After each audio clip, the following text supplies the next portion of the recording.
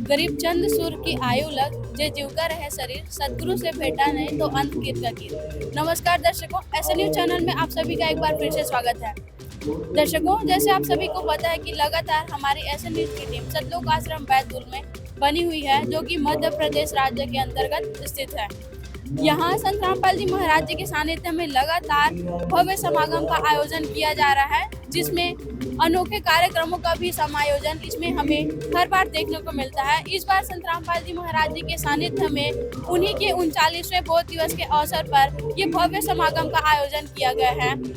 क्यों ये समागम मनाया जा रहा है, संत रामपाल जी महाराज जी के बोध दिवस के पीछे क्या कुछ रहस्य है, हम आपको बताने वाले हैं। और आज की खास कवरेज की बात ये है कि आज जो है 3 दिनों तक ये जो पाठ समागम है ये चलने वाला था और उसी का आज अंतिम दिवस है। और अंतिम दिवस में हम आपको ये बताने वाले हैं कि तीनों दिन क्या क्या कार्यक्रम हुए, तीनों दिन में क्या क्या विशेषताएं थी, कहाँ से लोग आए थे, कितने लोग मौजूद थे इस भव्य महासमागम में सम्मिलित हुए, श्रद्धालुओं को कैसा लगा अनुभव, हम आपको बताने वाले। तो ऐसी अपडेट्स के लिए हमारे ऐसी न्यूज के साथ में बने रहिए, हम आपको पूरी कवरेज दिखाएंगे। दर्शकों, अभी हमारे साथ में सतलोक आश्रम बैतूल में जो सेवादार मौजूद हैं, उनसे हमारी टीम जुड़ चुकी है और यहाँ क्या कुछ खास है इस कार्यक्रम में, इन्हीं से हम जानते हैं, पूरा डिटेल्स लेते हैं। नमस्कार सर। सत्साई सर, क्या नाम है आपका? जी जगदीश दास। सर, यहाँ जो 3 दिनों तक कार्यक्रम चला है संत रामपाल जी महाराज जी के बोध दिवस के अवसर पर, सबसे पहले तो हमारी टीम आपसे ये जानना चाहेगी कि आखिर बोध दिवस क्यों मनाया जा रहा है? देखिए, संत रामपाल जी महाराज जी का बोध दिवस जो मनाया जा रहा है, इसके विषय में सभी लोग जानते हैं। परमात्मा जी को इस दिन नाम दीक्षा मिली थी। इस उपलक्ष्य में संत रामपाल जी महाराज जी के 12 आश्रमों में बोध दिवस मनाया जा रहा है। सर, 3 दिन तक कार्यक्रम चले हैं, कहाँ से लोग आए थे, कितने श्रद्धालु आए थे इस कार्यक्रम में? देखिए, यहाँ पे मध्य प्रदेश, छत्तीसगढ़ और ऐसे कई राज्यों से यहाँ श्रद्धालु आए हुए थे। सर, तीनों दिन के कार्यक्रम की पूरी डिटेल्स हमारी टीम आपसे जानना चाहेगी। देखिए, प्रथम दिन लाखों की संख्या में आपने देखे होंगे श्रद्धालु आए, भंडारा लिया, सारी सेवाएं चल रही है, बहुत अच्छे से व्यवस्था में सभी भगत आत्मा लगी हुई हैं। दूसरे दिन 16 तारीख को आपने देखा होगा दहेज मुक्त विवाह हुआ था, जिसको संतरा भाषा में रमैनी बोलते हैं। 21 जोड़ों का यहाँ विवाह हुआ था, जिसको रमैनी बोलते हैं। और 200 प्लस यूनिट रक्तदान हुआ, 3000 से प्लस देहदान के फार्म भराए गए और लाखों की संख्या में निःशुल्क पुस्तक भी यहाँ पे वितरण हुई। नाम दीक्षा की अभी आंकड़ा नहीं है, लास्ट के दिन में अभी पता चलेगा। अभी तक 1000 प्लस चल रहा है। अभी तक नाम दीक्षा 1000 पे पहुँच गई है और आगे परमात्मा आज के दिन क्या सेवा देते हैं, मालिक के ऊपर है। सर, संत रामपाल जी महाराज जी के द्वारा काफ़ी सामाजिक कार्य किए जा रहे हैं, तो कहीं ना कहीं मतलब जनता को ऐसा लग रहा है कि जनता को लुभाने के उद्देश्य से संत रामपाल जी महाराज लोगों की मदद कर रहे हैं, क्या कहना चाहेंगे इसके बारे में? देखिए, जनता को लुभाने का यदि कोई काम होता तो संत रामपाल जी महाराज पैसे से कोई काम करते। आपने देखा होगा संत रामपाल जी महाराज ने निःशुल्क ऐसी मुहिम चला रखी हैं पूरे देश के अंदर। अभी हरियाणा पंजाब में आपने पहले देखा होगा, बाढ़ से पूरा देश डूब गया था, वहाँ का पूरे दोनों राज्य बिल्कुल ख़त्म हो गए थे। कुछ लोगों ने वहाँ के ने आत्महत्या कर ली थी। आपने देखा होगा अखबार में, एक दिन संत रामपाल जी महाराज ने जेल में ही अखबार पढ़ी तो वहाँ लोग भूख प्यास से मर रहे थे। तो गुरुजी ने हमारे ने आदेश दिया वहाँ से कि बेटा अन्नपूर्णा मुहिम चला दो। तो उस दिन से ही पूरे देश के अंदर, खास करके हरियाणा पंजाब में बहुत अधिक प्रभाव से बाढ़ रहित वहाँ पे अन्नपूर्णा मुहिम चली, जिसमें बाढ़ पीड़ितों को भी राहता राशि, हजारों करोड़ रुपए के पाइपलाइन मोटर दिए गए। तो इसमें लोभ का क्या कारण है? बिल्कुल संत रामपाल जी महाराज जी को कोई भी लोभ नहीं है। केवल संत रामपाल जी महाराज जी का एक ही उद्देश्य है कि यहाँ से जो जीव फंसे हुए हैं वो दुखालय में यहाँ से निकल के जाएं ज्ञान समझ के। बस यही उद्देश्य है परमात्मा जी का, और कोई लोभ लालच का उद्देश्य नहीं है। सर, ये कार्यक्रम केवल बैतूल आश्रम में ऐसी व्यवस्था की गई कि अन्य आश्रमों में भी सेम ऐसी ही व्यवस्था है? नहीं, आपको 12 संत रामपाल जी महाराज जी के पूरे भारतवर्ष में 12 आश्रम है। 12 ही आश्रमों में बिल्कुल एक जैसी व्यवस्था होती है, एक जैसा भंडारा बनता है, सारी सेवाएं एक जैसी होती है। सर, आपको जो दर्शक देख रहे हैं, आने वाले कौन से डेट में और समागम होने वाले, वे कैसे सम्मिलित हो सकते हैं, उनको जानकारी दीजिए।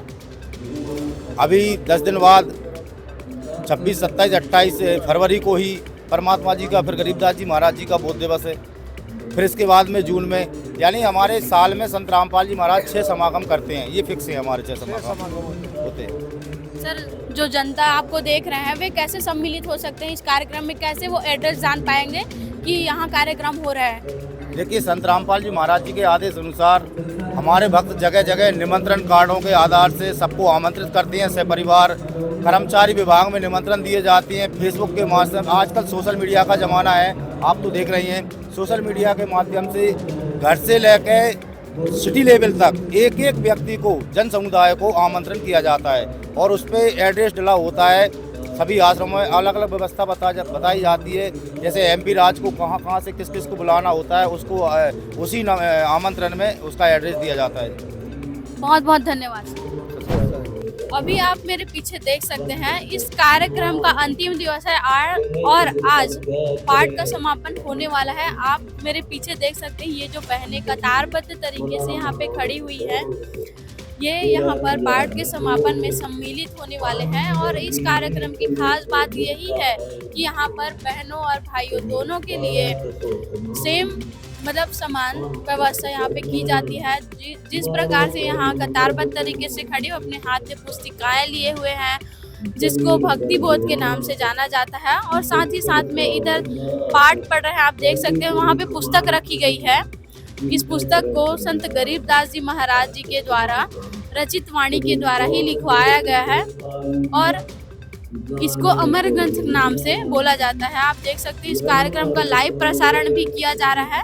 लाइव प्रसारण आप संत रामपाल जी महाराज जी के जितने भी प्लेटफॉर्म है, सोशल मीडिया प्लेटफॉर्म है, वहां से आप इस कार्यक्रम की लाइव प्रसारण दे सकते हैं।